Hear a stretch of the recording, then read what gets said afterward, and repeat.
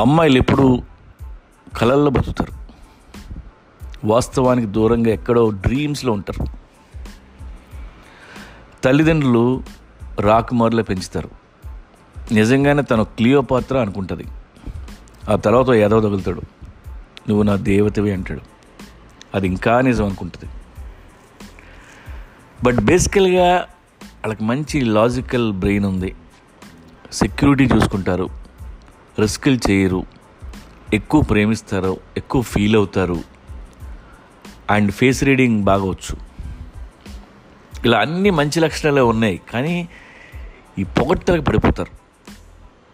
అనుక్షణం పొగడ్తల కోసం వెయిట్ చేస్తుంటారు. పాపం అబ్బాయిలు పక్కింటి అమ్మాయితో అడ్జస్ట్ అవుతారు, కానీ వీళ్ళకి పక్కింటి అబ్బాయిలు సరిపోరు. ఎప్పుడు సినిమా హీరోలే కావాలి. 6 ప్యాక్ ఉండాలి, 6 అడుగులు ఉండాలి, ప్రపంచం అంతా వాడిని చూసి భయపడాలి. అలాంటి వాడు రాత్రి అంతా వాళ్ళ కాళ్ళు పట్టాలి. మరి దీన్నే ఓవర్ యాక్షన్ అంటారు.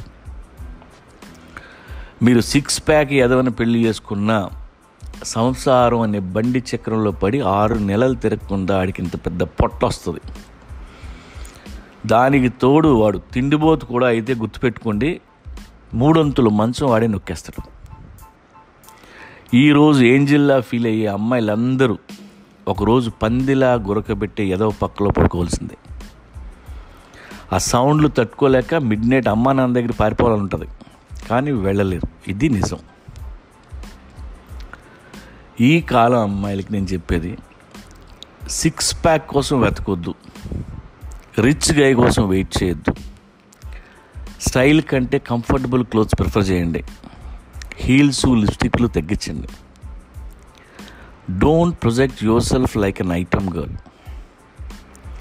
లైఫ్లో మీ బిగ్గెస్ట్ ఎనిమీ ఒక మగాడై ఉండాలి తప్ప మరో ఆడది అవ్వకూడదు.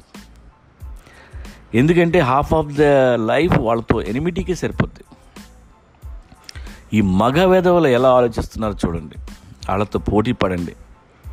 బాగా చదువుకొని ఉద్యోగమో వ్యాపారమో మొదలెట్టండి. స్ట్రాంగ్ అండ్ ఇండిపెండెంట్ ఉమెన్ అవ్వండి.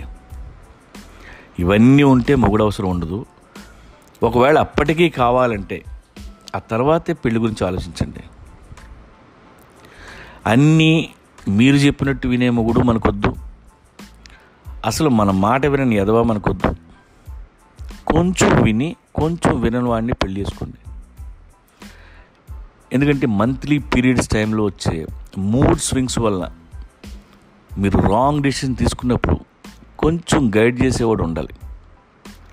కొంచెం మంచోడు, సిన్సియర్గా పనిచేసుకునేవాడు ఉంటే సరిపోద్ది. ఈ మాట గుర్తుపెట్టుకోండి. నువ్వు రాకుమారివి కాదు, మనకి మాహిష్మతి సామ్రాజ్యం వద్దు, బాహుబలి అసలు వద్దు.